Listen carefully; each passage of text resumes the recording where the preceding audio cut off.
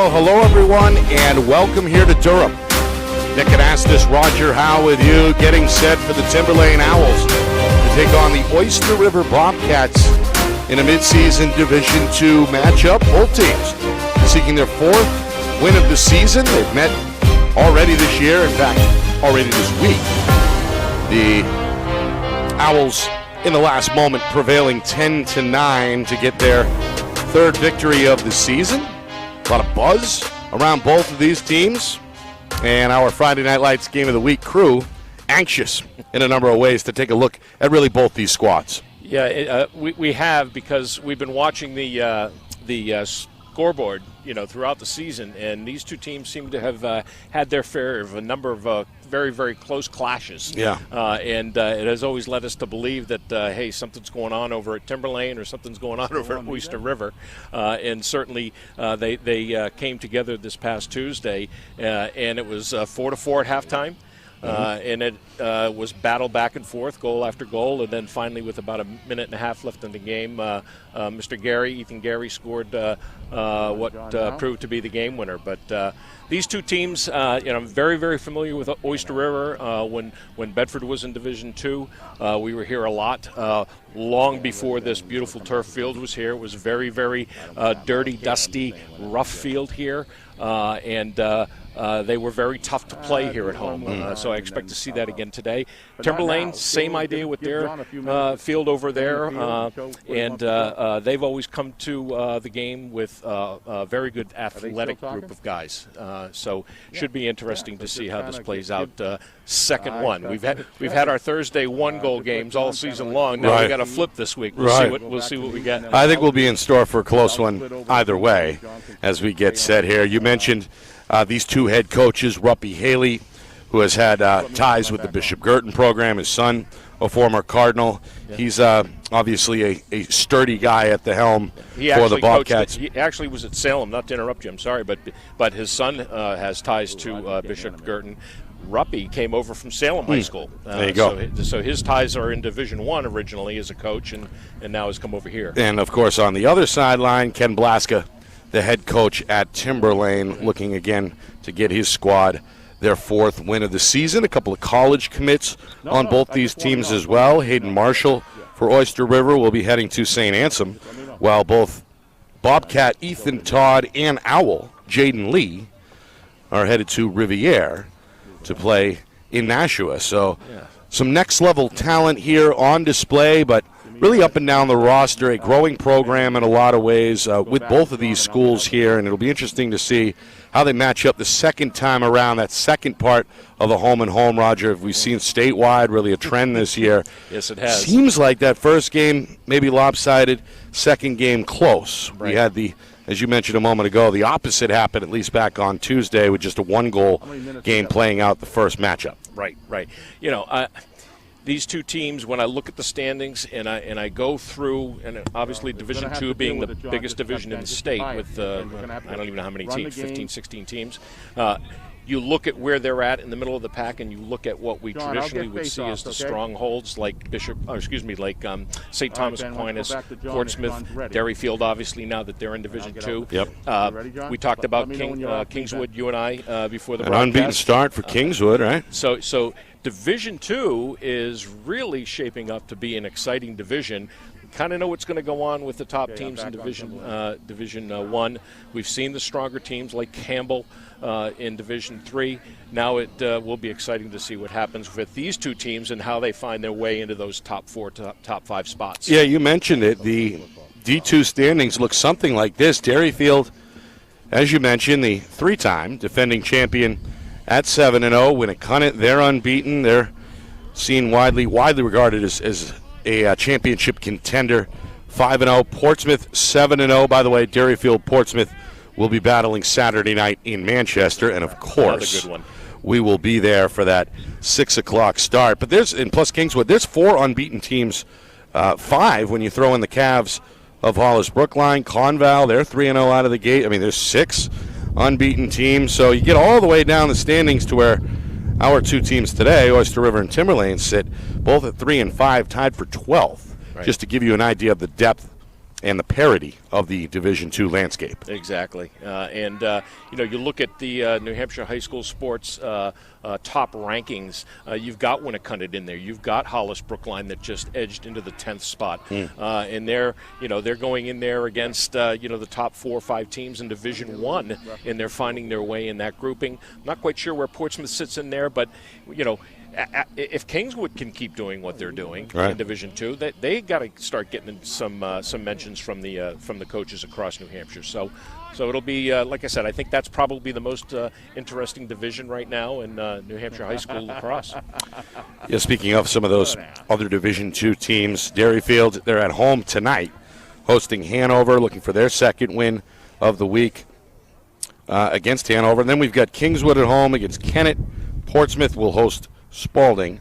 Both Kingswood and Portsmouth won earlier this week. So a full schedule, full scoreboard look coming up at halftime as we continue to move forward. But Roger, right now, again, just a one-goal game.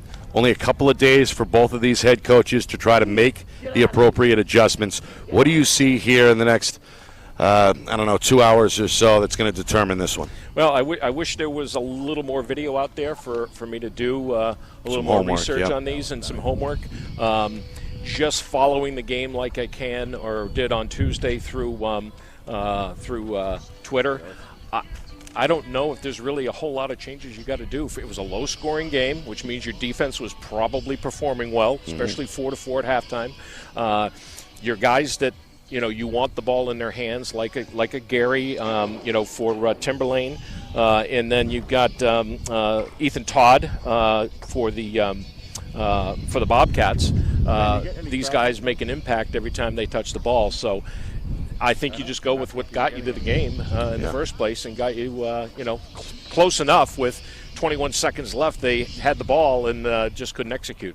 Timberlane looking for their second victory over the Bobcats of Oyster River. Will they get it, or will the home team pay back the favor from that one-goal loss earlier this week? We begin to find out next. You are watching the Friday Night Lights New Hampshire Game of the Week, presented by Beals Insurance. Our broadcast today, as it always is brought to you by Beals Insurance Agency, with locations now in both Bedford and Londonderry. Whether you need home, auto, or business insurance, Beals Insurance will get you both the price and quality coverage that's right for you. Just call 603-471-9999 or visit BealsInsurance.com to request a free quote and start saving money today. Again, that's BealsInsurance.com. The New Hampshire Tomahawks promote the highest level of club lacrosse competition, not just in the state, but in the country. Looking to get recruited? Director Chris Cameron keeps an open dialogue with the nation's top college lacrosse coaches. Over 400 New Hampshire Tomahawks alumni have played at the college level, including the ACC, Big East, Big Ten, Ivy, NESCAC, NE10, and more. New Hampshire Tomahawks coaching staff has over 100 coaches, including current high school varsity and college coaches. The Tomahawks offer training for players of all ages, clinics, camps, and leagues, along with spring, summer, and fall elite teams. So play with the best. The New Hampshire Tomahawks, showcase and development for college lacrosse. Visit NewHampshireTomahawks.com and girls.nhtomahawks.com. Are you thinking of selling your home? Well, now may be the time, given that spring is here, the market is hot, and interest rates remain at all-time lows. It's time to call Roger Howe, a licensed professional realtor with the Bean Group. Not sure what your home is worth? Roger will provide a market analysis for you at no charge. With 12 years experience in residential, commercial, leasing, and investment properties, Roger knows your local market. So contact Roger Howe of the Bean Group today. Is your company interested in showcasing your brand to thousands of high school sports fans across New Hampshire? If not, why not? And if so, let's go. Friday Night Lights New Hampshire is seeking sponsorship partners. It's the perfect way for your company to get out in front of the moms and dads who make up our community. Help us help you, and we can grow together. If you're interested in partnering with Friday Night Lights New Hampshire, then email us at fnlnhmedia@gmail.com. That's fnlnhmedia@gmail.com. Join our team today.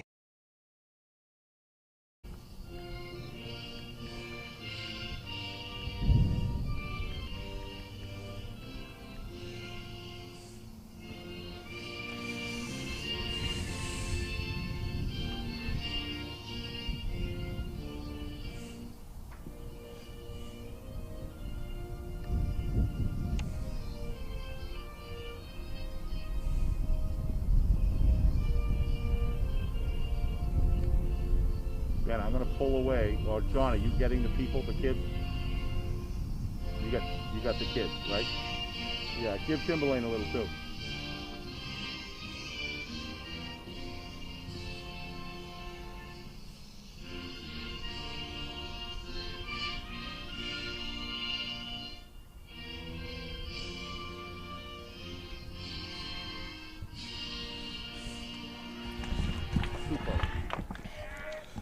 Well done. Here at Oyster River High School, the national anthem, alive and well, here in Durham.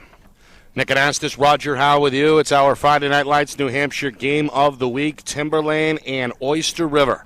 Both teams looking for victory number 5, as each squad hoping to climb the ladder in a very crowded and tightly packed Division II standings. Roger Keys here before we get going. Good call here. When you see good lacrosse like we saw on Tuesday, or heard about at least, I can only tell you that it's going to have to boil down to ball possession and executing the plays. There had to have been some good methodical offenses being run in that game with some timely shots, I'm sure. But I think just controlling the ball and executing on both sides is going to be the key here. All right, Oyster River in their home whites, blue uniforms, were black trim. Going to head left to right in this first quarter. Timberlane in their road maroons with the white lettering and black trim. Again, a 10-9 final the first time these two teams met back on Tuesday. That was at Timberlane, a 10-9 final. All right, the face-off man for the Owls, Kyle Shaw, is a junior. Battling here with Samuel Guillemette, the sophomore, and ultimately comes away with the Owls. So the first crack here for the visitors. Good clear for Nate Vibber, one of the senior leaders for the Owls, and they'll settle in here to begin with. Looks like Oyster River and a man-to-man. Indeed. Here's Ryan Freeman, one of the seniors, number 4 in maroon. Number 7 is Jack Noyes, far side. Fakes one way, gets rid of it to the far side. Patience here on the opening trip. A touch for Vibber. Pass a little off target. That's going to send Cam Noyes nearly back to midfield to scoop it up. Bad pass. And his pass is off target. Ground ball kicked forward. This is Amani Harvey trying to scoop it up, and he does for Oyster River. Up ahead for Gabe Goodwin. The junior is going to pump the brakes, and now Oyster River settling in on the attack for the first time with just over a minute gone by here in the first quarter. So, yeah, one bad pass, and we're going the other way. So controlling the ball, definitely going to be a key. Some of those avoidable turnovers we've talked about before. Yeah. At this point in the season, you got to have your stick worked out, and you've got to have these kinks definitely worked out. Good check. Top of the box, it popped away from Guillemette. Guillemette going to scoop it. Go towards the cage, floats a pass near side that's batted down. Ground ball here on the slot. About 8 nice players. A shot out of the crowd is sent away. That was Jacob Failure. Came away with a pretty good look from about 6 yards out. Couldn't even see his number in that scrum. Yeah. It was Brady Marston, by the way. The sophomore goaltender was ready and up for the challenge. Meanwhile, double team here, top of the box. Good scoop. Scooped by Guillemette. Backtracks. Oyster River going to keep it. 2 minutes gone. Bobcats looking to strike first here on the attack.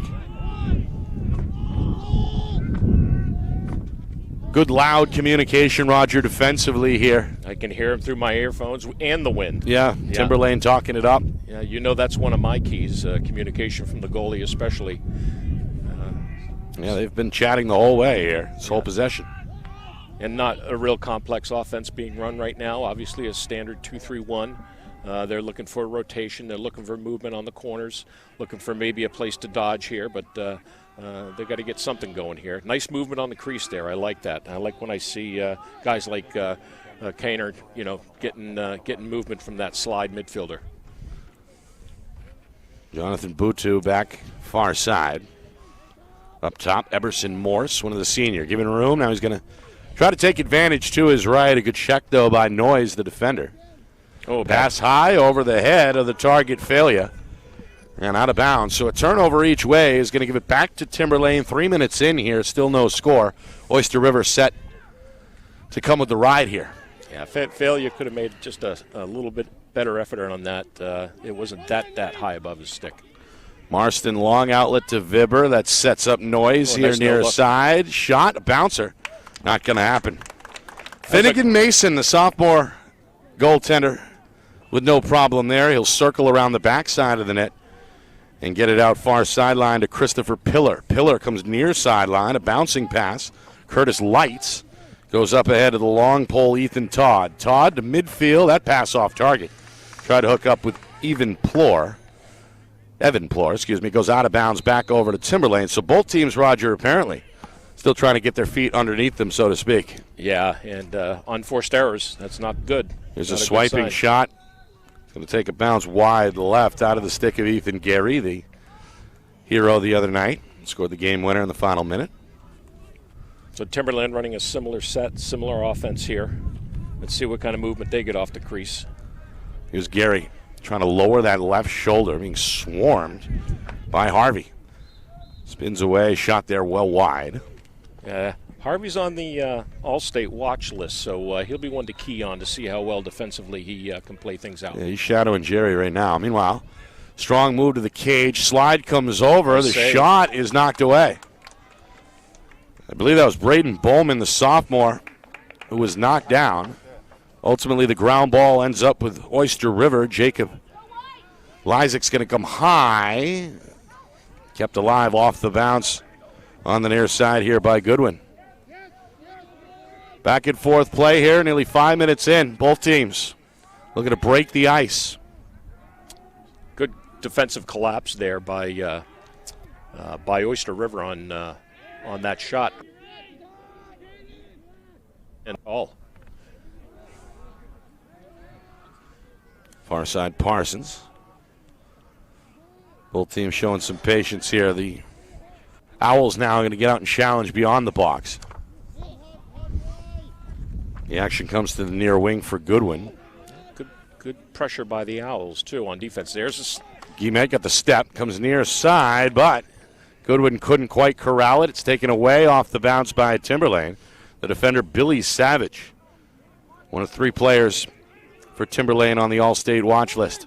Yeah, it's too bad Goodwin couldn't handle that because the slide was very late by Timberlane. He would have had an opportunity. Meanwhile, Noyes had his pass deflected out of bounds and given back over to Oyster River. Good ride there by the Bobcats. Both teams having turnover trouble through now the first half of this first quarter. Yeah, I'm counting 3-3 on mishaps here for each right now. You can hear Coach Haley from the Bobcats sideline trying to orchestrate this possession. His team goes behind the cage with it. Pass. Failure. Finds a man out front, but again, a drop ball is going to foil the plot as Matthew Kaner couldn't get to it. Marston able to collect, and now the outlet is taken in the middle of the field by Timberlane's Jack Noyes. Noyes in a sprint. Able to clear. Comes left side. Oh, nice little pass. Give and go. Noyes not quite ready. Loose ball.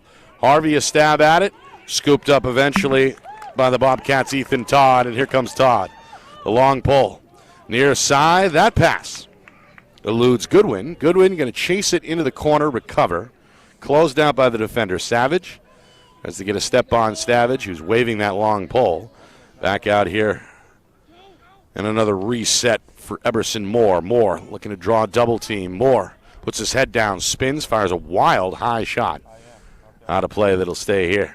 Well, both teams traded very good clears from the shot down here up to Noyes and then back again with Ethan Todd.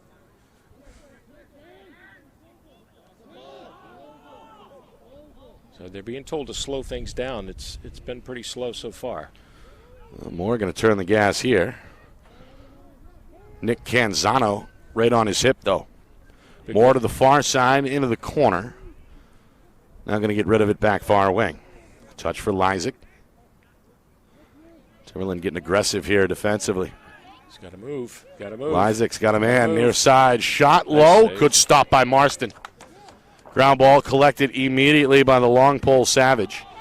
Outlet, though, is not clean. Taken off the carpet. And again, Timberlane unable to get it out of their own end. Now watch Kaner on this. He was hot on the crease there the prior series, and he's coming in off the bench. Fresh legs. Like to see him make a run here. This is Parsons. It's around the defender after picking up the drop ball. His pass partially deflected, loose.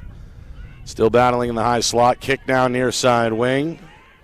Inside track on it is Joe Shivel. Shivel still can't quite get it. And finally, the junior defender able to get to it.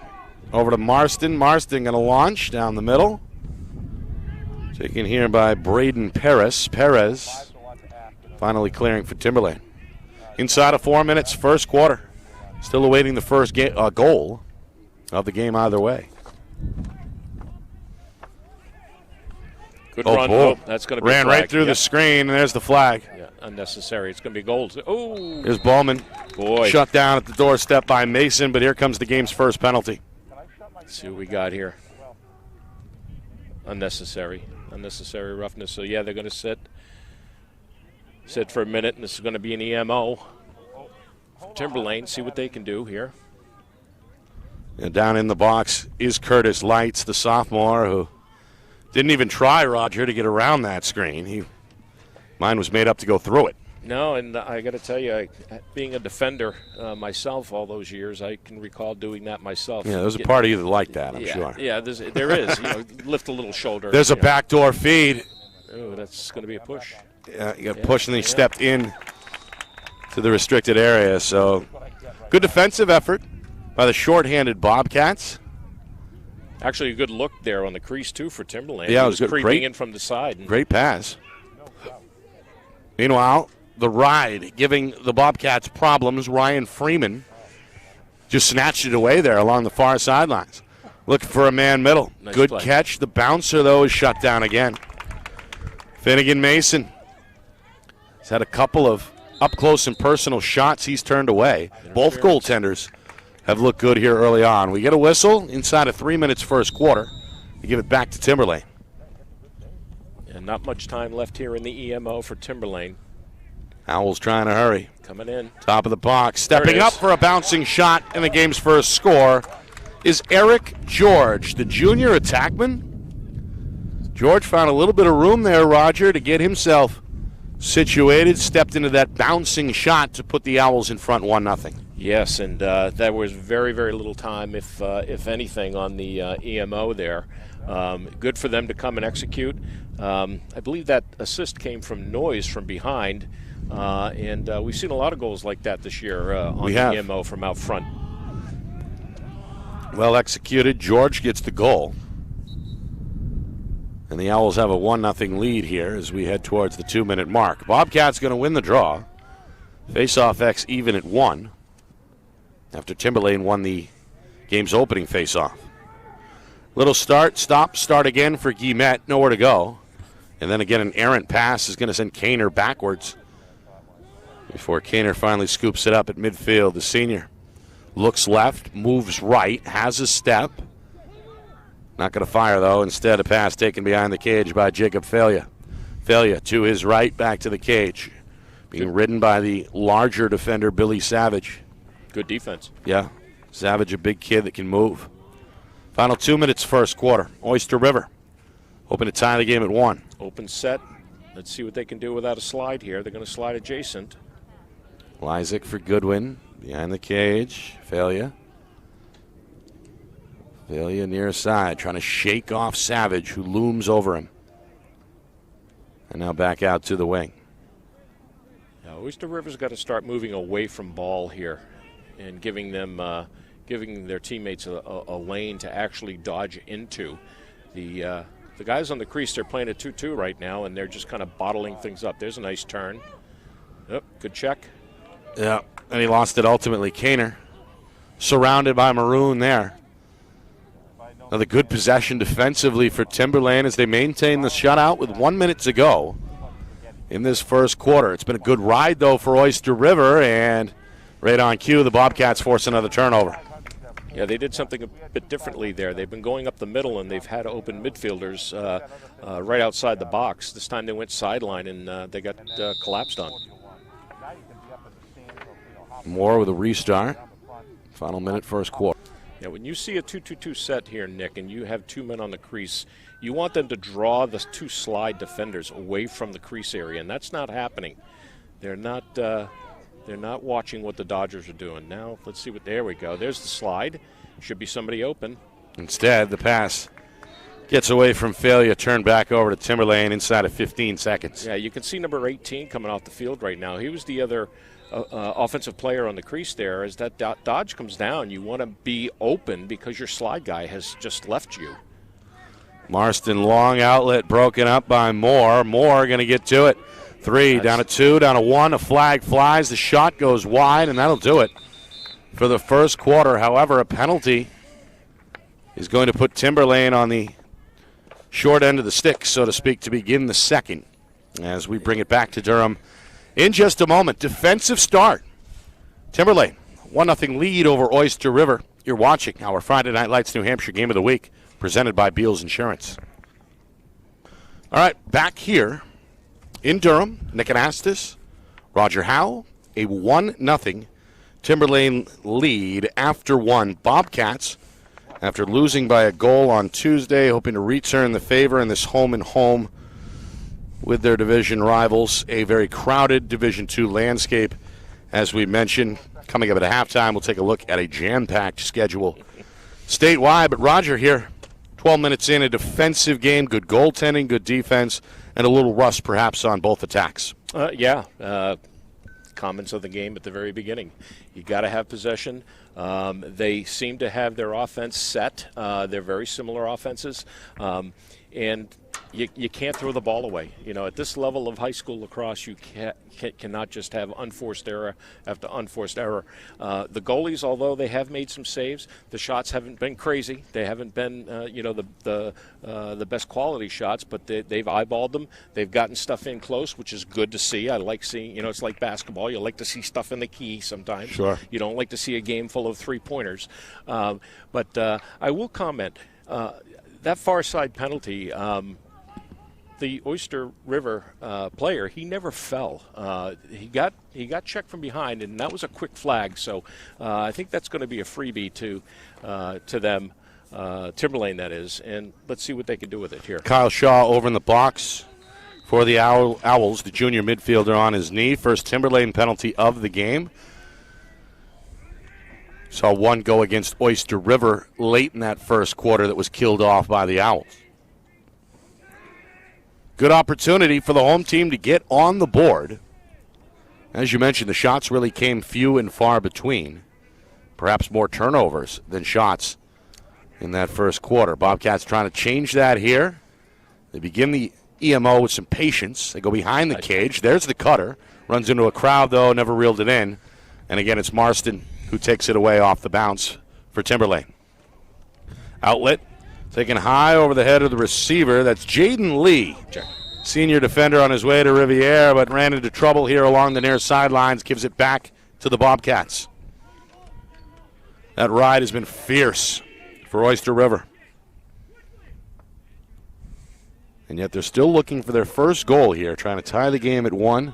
Now with a minute gone by, second quarter. Yeah, that EMO they just ran, you've only got a 30-second clock to work with, and they need to move that ball much more quickly than they did. Meanwhile, Timberlane back to even strength, continuing to talk on defense. Seems to have been a strength. Look at number 3. On the move. Near side, running on a room Parsons, behind the cage failure. And now back far side for Evan Plord. Yeah, the crease attackman's doing his job. There it is. Goodwin. There it is. One-handed catch. Pulls it back out. And Jaden Lee on defense is giving that crease attackman, when he's the slide man, a lot of room. Trying to bring Lee to the side. Behind the cage. Timberlane, some big body defenders, I've noticed. Lee is a big kid, as is the aforementioned Billy Savage. Both, I don't know, well over probably 6'2", 220. Yeah, for sure. There's a... Nowhere to go for Guillemette. No. Far side on the move. Moore. Yeah, he got his arms extended there and was going to shoot and got picked up right away. Yeah, Shivel drove him to that far corner. Now deep behind the cage again. Extended trip here. Oyster River taking their time. 2.5 gone by, second quarter. This is what I came to the conclusion from just watching the tweets and the time of goals and everything that came through the other day, that this is probably how that game went the other day. Maybe a little more action, but long, methodical possessions. Yeah, there were 8 goals. 8 goals scored in the first half alone, and we haven't nearly seen that, obviously. Again, the chatter continues defensively. Been hard to find anything against this cohesive defensive unit for Timberlane. Far side, Moore decides to take the bull by the horns, goes right down the middle. Bouncing shot didn't have enough torque to it. Recovered, however, by his teammate in the near corner. That's failure. Back out for Guillemette. And then high out of the stick of Parsons and out of play. So, hey, good time of possession there for them at least. Yep. But in the end, only one shot to show for it. Bobcats' strength has been the ride. Timberlane has had trouble at times clearing the ball. Noyes is at midfield here and does cross the line without a problem. So now Timberlane on this side of the field for the first time in the second quarter, hoping to double up their lead. So, Mr. Bowman here, number 9. I wonder if he is the younger brother of Mike Bowman, who was a star Tomahawks player and Timberlane player back in the day. He played with my son, Brandon, and he was very, very good.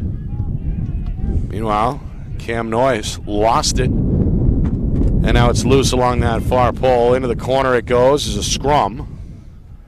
A couple of players bumping shoulders. In the mix is Eric George, the lone goal scorer for Timberlane. Somebody stepped out of bounds there far side, and yet it's going to stay at this end with the Owls. Just over 4 minutes gone by already in this fast-moving second quarter. A 1-0 Timberlane lead on the board. Good bump. Jerry with some speed, right side, trying to get around that second defender. Shake, bake, shot low, and out of play. Hey, Ethan Todd had a great slide there, rode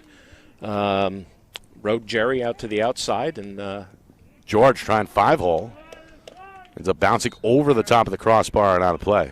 If Jerry had straightened out that left-handed shot, might have seen a different result. Good individual move to get it off.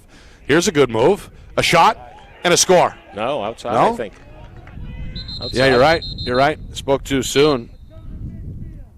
Good move by Cam Noyes on the shot. I think it hit the netting on the side of the goal. Yeah, and then the Timberlane player tried to grasp it and stepped in the crease, so it's a free clear here.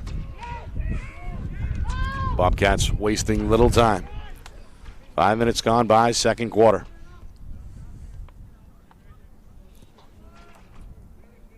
Now, Timberlane, Roger, really not afraid to get way out, right? Challenge here on the perimeter. No, and if I'm Coach Blaska, I would tell my defenders right now, that seems to be one of the strengths of their game today so far, is to intimidate the Oyster River, make them make mistakes on the corner. They're not being very aggressive with their dodges and trying to penetrate. Well, that middle's wide open now. Yeah, they're playing the circle offense, and unless you're going to dodge from a circle offense, you're not going to have anything created because there's nobody in the middle to create a slide. So now you're sliding adjacent. Yeah, now you got Guillemette in the high slot there off ball. Right. But there was nobody home for a while. No, you go circle, you've got to dodge, you've got to beat your man and create an adjacent slide. Here you got a hot slide coming in the middle, and now you got Kaner trying to create something. Kaner, Guillemette. Again, a bigger defender on him. That's Doug Lankelev, one of the seniors. Spin, Kaner, backtrack, giving room now. He's got room. Yeah. Closed down quickly, though, by Lan Kilivi. Or is it Lancelieve? Yeah. Is that Lancelieve? 23. I think it's Lancelieve. Yeah. Okay, trying to get Another some movement down the long, crease.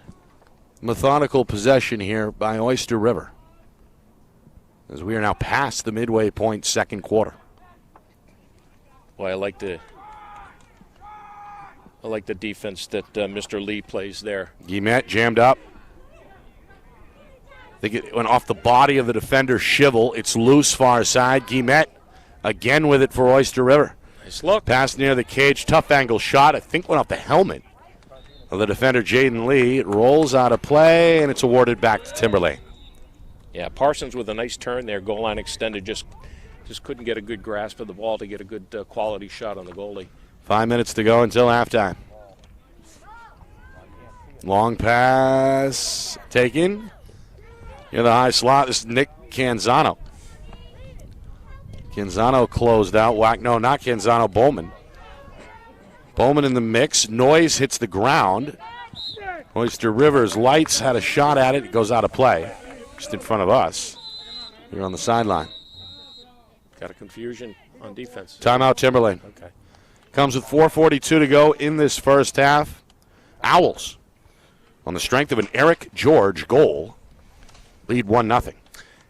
Well, one thing I wanted to say earlier in this quarter was how much I enjoyed watching, or have enjoyed watching, Marston, the goalie. On his clears and his passes, I've made comments to you earlier on in the season. Goalies that have a tendency to want to loft that ball on their clears, create an opportunity for the riding team because of the amount of time it's in the air and the corrections that those riding players can make. Marston, he rears back and he fires the ball. He makes his mind up quickly. He makes his mind up quickly. He steps into it, which is what I look for in a goaltender. Having raised two goalies' sons myself.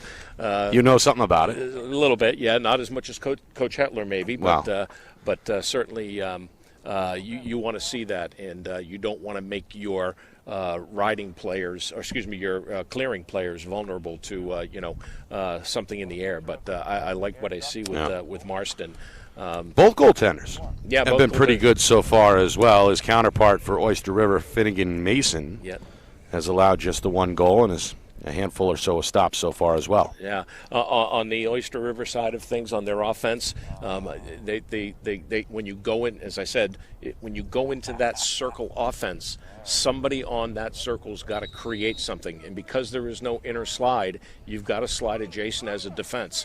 So you can get out nice and wide, you can try to beat your man, okay, but you've got to have rotation off of that. If you get slid to, somebody has to be open in that, and I'm sure Coach Haley is explaining that to his boys. He said, hey, if you're going to go in circle offense all day, you have to make something happen. You can't wait for somebody to make a mistake on defense. Meanwhile, Timberlane, coming out of the timeout, which was called by Coach Haley, a chance to double things up. They lead 1-0. The lone goal of the game came back in the first quarter, Eric George, in the final 3 minutes, and that's been it from an offensive standpoint. Oh, nice. Meanwhile, great one-man move and a great finish. 2-0 Timberlane. Nate Vibber, the senior, striking at the heart of that Bobcat defense to get his team now a 2-goal lead. Yeah, now, as we were just talking about trying to make something happen, there's Vibber on the top of the box, taking his defender right to the hole, getting a late slide, if any slide at all, and getting a great shot off. Probably the best shot of the game we've seen.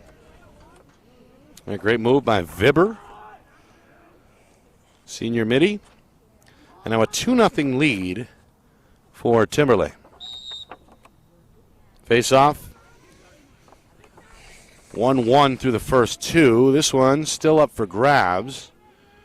It's Harvey in the fight for Oyster River. Joining him is teammate Aiden Golding, the freshman.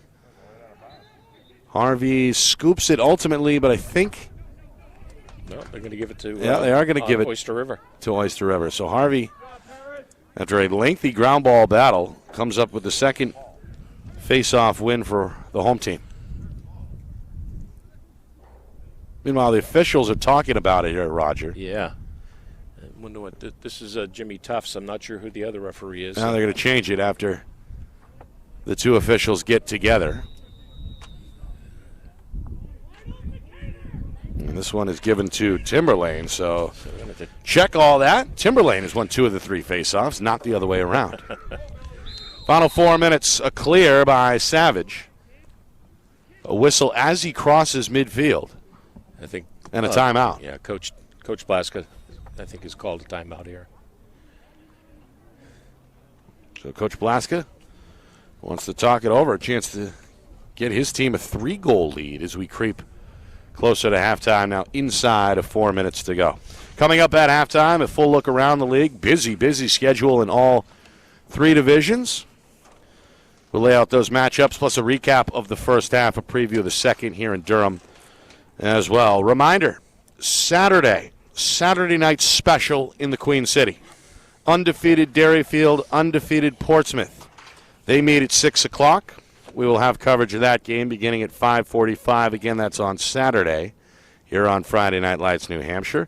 And we'll speak with both of these head coaches Sunday morning, part of our weekly FNL NH Lacrosse show that comes your way at 9 a.m. We'll speak with both Ruppy Haley of Oyster River and Ken Blaska of Timberlane, all part of a jam-packed hour and a half beginning 9 a.m. on Sunday. So we're in Derryfield Saturday night. Sunday morning, we're at the Beals Insurance Studios for the FNL NH Lacrosse show, which is, of course, presented by the New Hampshire Tomahawks. All right, out of the timeout, Timberlane, with less than 4 minutes to go in this first half. They hold a 2-0 lead, trying to close in on their 4th win of the season. 2nd win of the week, it would be, over Oyster River. Instead, Roger, they turn it over. Yeah. Coming out of the timeout. Yeah, Gary made a nice bullet pass to the attackman, and he just could not handle it. The ride, though, has been excellent. Really both ways. Timberlane going to force a turnover here. The shot low, though, is denied. Mason got his stick on it, but couldn't reel it in. The result, a ground ball far side that's going to end up with the Owls' Ryan Freeman. The senior out of the scrum. Seeking higher ground here, safe ground for Jack Condon. Near side shot and blast. Score. It's Cam Noyes. Well, maybe a little bit of a breakdown there defensively. Noyes given some room here near side, able to go high for the score. And Timberlane now has scored 3 times in this first half, twice in the last minute and a half. Yeah, I saw a slide, but it came adjacent, and that's not always what you want to do when you have a hot slide in the middle and you're playing man-to-man defense. He had already beaten his defender up top, and you can't get over fast enough on something like that. But a good shot also. Face-off goes to Oyster River. 2-2 here at the X. Final 3 minutes, first half. Well, again, Oyster River trying to get on the board. They've had long possessions. Produced a few quality shots, but by and large, on this side of the field anyway, the Timberlane Owl defense has been the story. You can hear them talking. That's really been the case since the opening face-off. Good communication by the boys in maroon. Yes, very impressed with that since the beginning. Marston. Every pass, it's 2 or 3 guys opening their mouths in cohesion. Meanwhile, Guillemette, he's touched it a lot, trying to shake his man top of the box. Again, a good defensive play by the long pole to make him give it up. That's Braden Paris. One-on-one with Guillemette and Paris. Guillemette going to get rid of it. Low pass scooped up. Far side by Goodwin. Behind the cage, spin move, Parsons near side. Again, nowhere to go, Vibber. No, not Vibber, Lee, the defender on that one. Inside of 2 minutes. There's a good shot right here. Open is Goodwin, but again, Marston, cat quick, denying that low shot. No rebound either. Marston takes a breath. And now looking to get rid of it here on the outlet. Going to go far side to the defenseman, Shivel. Shivel one-on-one. Elusive move, gets around Plord and clears it. The long pole still with it. Going to weave now to the far side, protects the ball, and gets, I believe, a whistle. I thought I was going to say timeout. Instead, it's a turnover. Looks like offsides. Yeah. They're going to give this to the Bobcats at midfield following the offside violation. It comes with 1:19 to go until halftime. Hey, that offensive set that Oyster River just ran, that was their best one from a play and movement standpoint all game. So maybe they're picking up the pace here. Guillemette hoping his team can break the ice before halftime. Guillemette gets inside the defender, comes middle, and then the second slide poked it loose. That was Lee. Still loose. Timberlane Shaw with a good stab at it, couldn't get it. Good ground ball. And then ultimately the ground ball ends up with 18 in white. That's Andre Alcacer, and now a timeout is called by Coach Haley on the Oyster River sideline. That'll freeze things with inside of a minute to go, 53 seconds remaining. Again, Oyster River hoping to get on the board before halftime, trailing 3-0. Yep.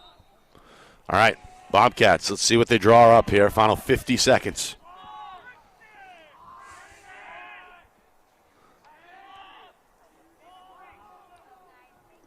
Patience, the name of the game here to begin the trip. Yeah, no need to hastily shoot and give the ball back to Timberlane when you've really got a chance to get last shot here before the half. Inside of 30 seconds. On the move, Moore. Trying to weave his way through that defense. Shot ended up well high and wide. 24 seconds. Quick restart, back out. Shot Moore. Denied by Marston. Long outlet. Taken off the bounce. Timberlane the other way. It's Dan Post, the sophomore. 10 seconds. Maybe enough time. Bowman trying to go at Lights. Brings him around the far side of the cage. Lights trying to swallow him up. Knocks Bowman down. A flag flies. And with less than a second to go here, they're going to freeze the clock. Yeah, he's either going to go for a hold or a push here.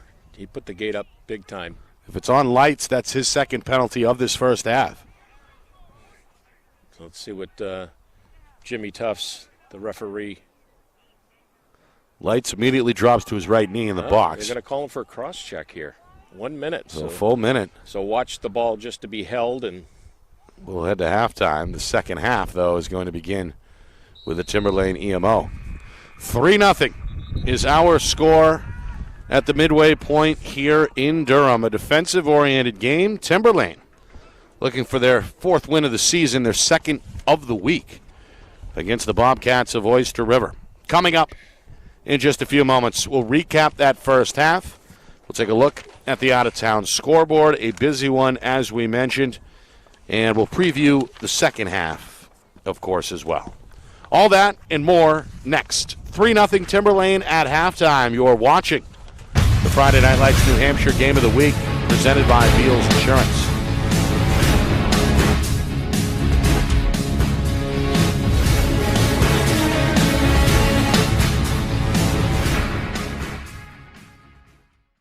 Our broadcast today, as it always is brought to you by Beals Insurance Agency, with locations now in both Bedford and Londonderry. Whether you need home, auto, or business insurance, Beals Insurance will get you both the price and quality coverage that's right for you. Just call 603-471-9999 or visit BealsInsurance.com to request a free quote and start saving money today. Again, that's BealsInsurance.com. The New Hampshire Tomahawks promote the highest level of club lacrosse competition, not just in the state, but in the country. Looking to get recruited? Director Chris Cameron keeps an open dialogue with the nation's top college lacrosse coaches. Over 400 New Hampshire Tomahawks alumni have played at the college level, including the ACC, Big East, Big Ten, Ivy, NESCAC, NE10, and more. New Hampshire Tomahawks coaching staff has over 100 coaches, including current high school varsity and college coaches. The Tomahawks offer training for players of all ages, clinics, camps, and leagues, along with spring, summer, and fall elite teams. So play with the best. The New Hampshire Tomahawks, showcase and development for college lacrosse. Visit NewHampshireTomahawks.com and girls.nhtomahawks.com.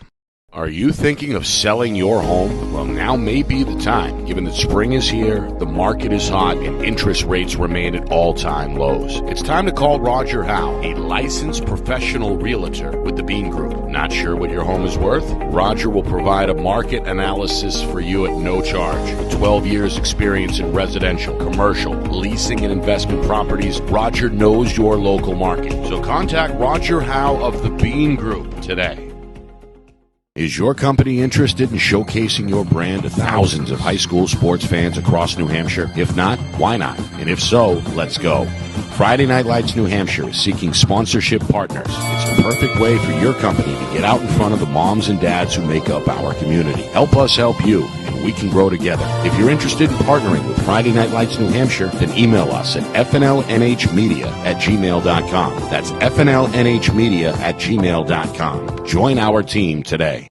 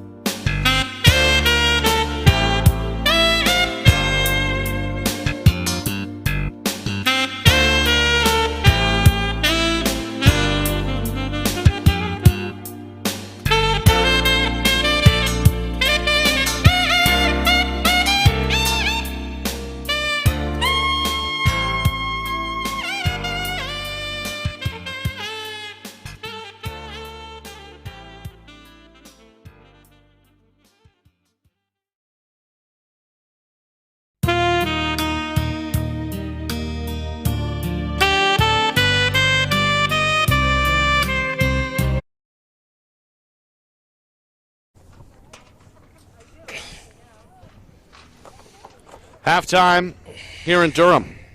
3-0 Timberlane over Oyster River. Nick and Astis, Roger Howe with you. It's our Friday Night Lights New Hampshire game of the week. Both teams seeking their fourth win. Both teams meeting for the second time this week. When Timberlane came away with a 1-goal win, 10-9 back on Tuesday. This one, a defensive flair really from the get-go. Both teams held scoreless through the first 9+ minutes. The final 3 minutes of that first quarter, Timberlane's Eric George lit the lamp to give his club a 1-0 lead. That was the score after one. And then, in the final 5 minutes of the first half, Timberlane struck twice within a 90-second time period. Nate Vibber made it 2-0. Cam Noyes made it 3-0. And that's where we are at halftime. Oyster River unable to get on the board. This Timberlane defense, Roger, really communicating well and not allowing the Bobcats much of anything on the attack. No, there is nothing that Oyster River has been able to come up with offensively that has fooled Timberlane. Not one thing. Whether it was going into a circle offense, whether it was going into 2-2, bringing two men down on the crease and trying to confuse things there on the on their slides. They're bigger. They appear to have a little more speed with their defensemen. Oyster River needs to stay out of the box. Okay, they're in the box to start the second half here with Curtis Lights with his second penalty of the game. Right. The first time he was in the box, Timberlane got an EMO goal. So, Oyster River just needs to sharpen up. They need a little more dodging speed on their offensive side of the field to get the Timberland defense to make moves and hopefully make some errors. Other than that, very impressed with Marston in goal with his saves and his passes. Hey, unforced errors on both teams. They scored 8 goals total 2 days ago. They come out of this one with a total of 3. So maybe the trend is continuing with with the second game of the week being closer and 1 goal apart. So, well, let's take a look at some of those out-of-town scores, Roger. I know you were busy a few moments ago. Let's begin with Portsmouth. We're going to see them Saturday night. The Clippers are still unbeaten and right now on their way to their 8th win, it looks like. It was 7-1 over Spalding after the first quarter, and now it's 11-2 at halftime. So that's going to finish up in Portsmouth's way. I can't wait to see that game on Saturday. That's going to be a great game. Reminder, we'll be on the air 5:45 Saturday night at Derryfield. Yeah, the Derryfield School, undefeated Cougars, undefeated Clippers. Yeah, we've done Derryfield was our first broadcast of the year. It was a little different being indoors on that broadcast, and being at the coaches level, which I love. We'll see what happens. The only other out-of-town score I see in Division II was Keene, which is playing over at Alvern, and that's 6-3 at the half. Keene. So Keene is Blackbirds. Keene is doing their part. All right. You mentioned it, Roger. Timberlane going to open up with their second EMO. Unable to capitalize the first time around, but they can light the lamp here. They'd give themselves a 4-goal lead for the first time. Yeah, that's not a good choice of shots in my book. You got extra men out there. You need to move bodies, and you need to try and play it inside. You can't do outside shooting like that with defenders in front of you. Shot straight away. Quick trigger from Ethan Gary. Goes wide. Gary, the game winner the other night in that 10-9 win. He was the difference maker in the final minute for Timberlane. Held off the board in that first half. Yeah, I'm wondering if maybe that wasn't the type of shot he took in that game. Timberlane going to head to the far side. Now back top of the box, George. There's a nice play. Near side, Bowman fires low, and it's stopped. Tried to go 5-hole. The sophomore goaltender, Finnegan Mason. Another good stop for Oyster River. Yeah, Mason now rivaling Marston in the net, coming up with a big save there. Meanwhile, the outlet, though, gets away from the big defender, the junior Zach Serrano. Start fly out of his long pole, out of bounds, far corner. Timberlane, no look pass to the middle. Freeman had it for a moment, couldn't get the shot off. Now the ball's going to roll behind the cage and out of play. It'll stay here with Timberlane, however. Great opportunity, and Bowman misses his second scoring opportunity of the half. It was a no-look pass, Roger. Yeah, I love that. Love that. Track down far side. Jack Noyes. Cam Noyes scored in the first half. Here's Cam. Up top, Freeman. Right side, stutter step, George. Spin move. Trying to get away from Serrano. Back out. Up top, Jerry to his left, to his right. Defender stumbles, shot and score. From about 13 or so yards out, it's Ethan Jerry. Must have heard me a moment ago, Roger, saying he's been off the scorer's sheet, but look at this move. Starts left, goes right, and then goes low to beat the goaltender in the corner. Yeah, he got a good plant and a turn there against the defender. Really hard to make a quick slide there, anticipating the shot he was about to take. He really wasn't on the run. But, hey, we're getting some movement out there on the offensive side with Timberlane now. So they're trying to dodge the alley and trying to make some movement, and it's clearly changing the pace of the game here. Face-off goes to Oyster River. That was 2-2. At the face-off X in the first half. Good feed. Shot, though, ends up weakly bouncing towards Marston, who ends up controlling along the far post. It looked like Jacob Failure hit on that shot, Roger. Couldn't quite get it off. Yeah, again, the Timberlane defense collapsing quickly. Yep. Outlet for Jake Condon. Fakes a pass left. Gets ridden down at the midfield line. That's good lacrosse. Gabe Goodwin put the hit on him. A whistle comes now. Well, Jimmy, he's going to call a push there. Push is going to go against Timberlane. So on the face-offs there, it's been a long time since I've seen I'm sorry, it goes against Oyster River. I was unsure there. Yeah, it was a delayed call. Against Goodwin? Yes. Okay. Yes, and he lost Meanwhile, possession. Vibber looking for his second goal. He's a step down here. Far side, Condon. Back of the cage. Spin move, Bowman back to the far side. Slide comes over. Pass taken by Condon. Couldn't get the shot off, though. Up top. A little bit of a shove there. They're going to let that go. Vibber went stumbling. There's a flag. Oh, there is a flag. Yeah, no, another flag comes. Yeah. And play is blown dead here with just about 3 minutes gone, third quarter. I think Gilmette's going to go and Kaner's going to go. Or excuse me, number. Yeah, it's Moore over there, along with Guillemette. Yeah, I thought. No, Kaner. It's 4. Kaner as well. Yeah, Kaner is now on his knee. Yeah, Kaner, and I thought Guillemette had done the second one. But Guillemette is over on the sideline, not in the box. So it looks like, Roger, I think a lone penalty here. Yep. Against Kaner. Yep. That's the second against. No, the third. Third. Now against Oyster River, we've seen one on the other side against Timberlane. So I did not see the actual call, but I thought it was a cross check, and he pushed him to the ground. So we'll see how long he's in there. Full minute here. Good defense, good movement, good pistoning in and out. George bouncing shot wide. It'll stay here. Yeah, I like these two LSMs up top. Yeah, that's who? Harvey and Todd, I think. And Todd, yeah. Nice Back play. door. A beautiful save. Stuffed.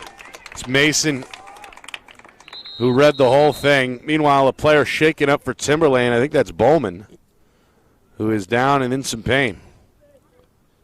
He'll stop things here with, again, just over 3 minutes gone by third quarter, and that is Braden Bowman. Yeah, he went down sophomore hard, attackman, sophomore midfielder, who is still in some pain over there. Coach Blaska, medical staff going to come out. Again, it comes with Timberlane out in front 4-0. Goals by George, Vibber, Noyes in the first half. Jerry in this third quarter. Good to see Bowman get back up relatively quickly. Mm-hmm. Gets a round of applause from this crowd. A good crowd here in Durham. Some Timberlane supporter. Of course, fans of the home team here as well. Still, unfortunately, a limited capacity due to the COVID-19 situation. But nonetheless, Roger, I think we've seen this really statewide as spring weather's here. Seems more and more the COVID-19 situation doesn't seem as formidable. Folks are coming out and enjoying some good lacrosse in person, in attendance. Indeed, and as long as the nice weather is coming, I'm sure we'll see more of that. Right. All right, after the delay, we're ready to go. Mason from his own end. Bobcats trying to deal with this owl clear and a pass. He's going to get away from everybody. Losing his stick for a moment was failure. He lost the ball as well. It's collected by Timberland's Paris. Good defense So that must as well as, again, the Owls still working a shot out here with now nearly 4 minutes gone by in the second half. That must have been just a push for 30 seconds against Kaner because that expired and they are back full strength. Yeah, neither team has been able to capitalize on the EMOs, collectively 0 for 4. Shot low, wide, kept in play off the bounce behind the cage by George. Here's a move by Freeman, going to fire a shot, knocked down in the process, no problem for Mason along the near post. Boy, both goalies have been tested high. The couple of times that we've seen some really good bounce shots, they've actually materialized into goals. So time to I think start. both goaltenders have been excellent. They have. Both young guys as well, both sophomores. The ride has been very good. And Timberlane's going to force another turnover. Pass, though, gets behind Condon. Loose near side, scooped up by Plord. Plord goes back for the defender, Lights. Lights goes high near side, collected by Todd over his head. Nice play. Pass low and cleared by Plord. No, this is Guillemette. Guillemette in the middle. Comes near side right, and then a big hit. Yeah, that's going to be going to take a man down. That's Goodwin. Took a shot upstairs, it looked like. Yeah. Not sure if that was Savage It or was Jerry Savage. or Shivel who hit him. It was Savage. Yeah, Savage. And Savage going to, I think, head to the box here. Yeah, and I think this might even be a locked penalty because he got him up high, got him in the mask. No argument from Savage, the senior. He's going to drop to his right knee. Second Timberlane penalty. The first came back at the end of the first quarter. 5 minutes in, third quarter. Still a 4-0 Owl lead. Oyster River hoping for some fruits from their labor here. They've been working hard on the attack, but have not lit the lamp just yet. Plord, Goodwin, far side Guillemette, backtracks, given room. On the wing, Parsons, behind the cage. Nice dodge. Guillemette, dodge, bouncing shot, weakly goes out of the stick. Kept alive, though, by Failure behind the cage. Failure going to come near side, has Plord on the wing. High slot for Goodwin. They rotate far side Guillemette. Quick touch Parsons. Behind the net, Failure. Good Connor play. Goodwin, and there it is. Tic-tac-toe, Goodwin finds the soft spot. Good catch and finish, and finally, Oyster River is on the board. They trail 4-1. What a nice play here. Finally, they get a little bit of rotation on the defense and free up that inner guy on the slide, and Goodwin's right there. And this is what I've been saying the whole game about them. If they can get some movement on the crease and shake loose, they're going to start seeing some success. So, good look by Failure there. EMO, goal. Breathe some rife into the home team. They're back within 3. The face-off still up for grabs. Guillemette had a stick on it momentarily, trying to fight off Shaw. Harvey in the mix as well in white for Oyster River. And I think Harvey, no, he didn't have it. Takes a hack at Canzano, and now a whistle. He's going to break this up and give it to Oyster River. Good pass. Yeah, Goodwin gets up there. Gets that long cross-field pass. Yep, scored a moment ago. Good hand-eye coordination to bring that one in. Meanwhile, the defender pestering him, that Shivel. Can't quite shake him. In the far corner, bounce pass gets away from Parsons. Guillemette, though, is there on the backstop. Past the midway point, third quarter. Chance for back-to-back goals now for the Bobcats. Oh, good look. Goodwin in a crowd, knocked down and turned over. Scooped up by the long pole Shivel. Got the bandana poking out the back of the helmet. Yeah, got the flow. Marston the goaltender. Outlet far side, coming back middle. Here's Jerry against the ride, shakes Goodwin, comes near side, floats a pass, taken by Shaw. Shaw now with room along the near side. Timberlane looking to reestablish the 4-goal lead. Nice they do so right there. Second goal for Eric George. Able to get free along the near post. Excellent pass, frees him up. And he's got the second Owl goal for himself here. Now 5-1 as Timberlane reestablishes that 4-goal edge. Wow, I mean, another good draw, bringing the defense out to where the ball was on the wing, and a nice pass actually behind goal line extended to George. And that's an attackman's play right there. You've got to find the net when you're in there that close. Good finish, good finish. 5-1. Oyster River, though, starting to carve out a little bit of an advantage at the X. I think it's 5-2 now. They won all three here in the third quarter. Yeah, two no-face quarters. Yeah, which is odd. Which is very odd, yeah. First quarter ended on a penalty. Yeah, as did the first half. As did the first half, yeah, exactly. Yeah, both with Mr. Lights in the box. Box. Coming up about 4 minutes, third quarter. Crass. Oh. Double team. Pass gets away from Goodwin. A little too hot out of Lysik's stick. Yeah, but good draw, though. I mean, Lysik made the right move, changed to his left hand, and just a bad pass. Meanwhile, Timberlane has handled the Oyster River clear a little bit better. Sorry, handled the ride a little bit better in the second half so far. It's a good press man ride there. Couple of passes, though. Timberlane's in the clear. Yeah, Marston clearly knows how to run a clear. He takes charge out there and gets guys moving. Meanwhile, Post lost it. Todd in the mix. You can hear Coach Haley going nuts there on the Bobcats sideline. Trying to fire his team up. The ground ball continues, and there it is. Scooped up by Vibber. Timberlane right to left. George fires. Shot jammed up. It hits Light's leg, it looked like. Yep. Todd, a quick ground ball scoop. Good long look. pole pass near side, taken for the clear by Goodwin.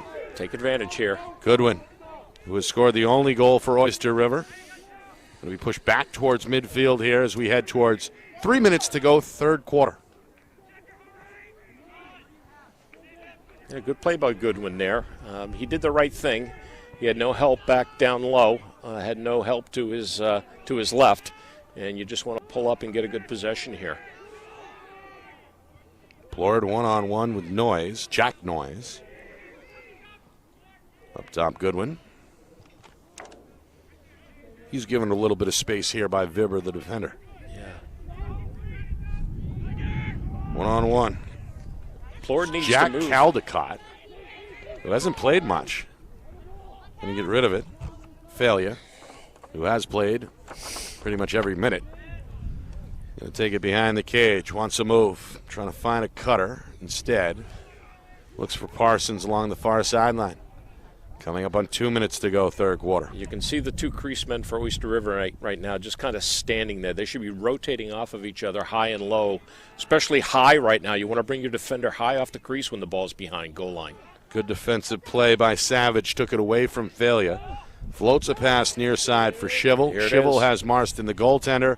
Outlet, though, goes over the head of the intended target, Jack Noyes, and turned over out of bounds. Yeah, I commented earlier about Marston's passing, and that was his first bad pass all game. A little too high. Yeah. And out of the reach of the senior midfielder, Jack Noyes. He's got sun in his eyes right now, directly in his eyes, so that may have been a factor. Yeah, that's a good call, Roger. Sun setting behind us, but getting closer to ground level for the players. Final 100 seconds, third quarter. Oyster River trying to chip away at a 4-goal deficit and end the period on a high note. Boy, I'd like to see Gilmet get a good shot in here. He's made a lot of headway in breaking loose. He just can't seem to pull the trigger. Here he is. Right there. Spin move, there shot. It is. Now he gets us. A little wide, not a play. Yeah. I got a feeling if he was just a little bit beefier and a little bit taller against some of these bigger Timberlane defenders, he'd be making some headway here. But that was a good stretch for him. Certainly got some room to grow, only a sophomore. And again, he's logged every minute so far for Coach Haley. It reminds me of Picked off. Yep, nice pick. Shivel. Shivel's been Intercept that everywhere one today. easily, and the outlet from Marston is nearly picked off, but it's taken in safely by Cam Noyes. Now Timberlane with numbers. They're going to throw it away. Up too high. George. Was that George? No, it was Jack Condon. Had a little bit of room there near the cage, but could not reel that one in over his head. So nice sequence of end-to-end here. Final 45 seconds. Another formidable Timberland ride here. Oh, good turn by Todd. Like that. Anytime. Met takes the pass from Todd. Beats two defenders to midfield. Down to 30 seconds. Oyster River, one eye on the clock here. Trying to make this a 3-goal game after 3. High. Hit here, absorbed by Goodwin. Taken now behind the cage by Failure. 15 seconds. Far side, Parsons. Down to 10 seconds. Bobcats want a shot. Guillemette trying to back down. Splits two defenders. Oh, yeah. Hit from the third and then does score. Beats Marston low with less than 3 seconds to go in this third quarter. Wow. He had every single defensive player on him but one.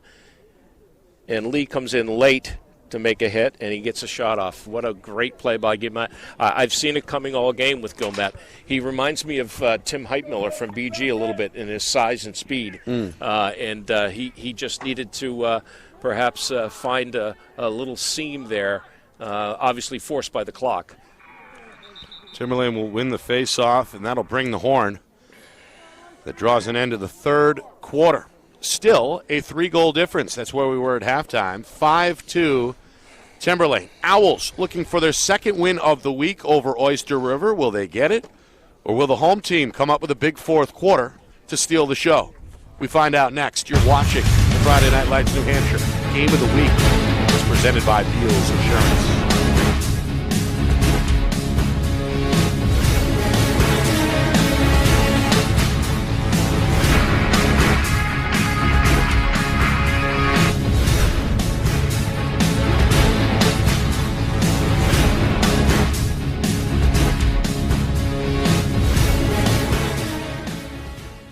Our broadcast today, as it always is brought to you by Beals Insurance Agency, with locations now in both Bedford and Londonderry. Whether you need home, auto, or business insurance, Beals Insurance will get you both the price and quality coverage that's right for you. Just call 603-471-9999 or visit BealsInsurance.com to request a free quote and start saving money today. Again, that's BealsInsurance.com.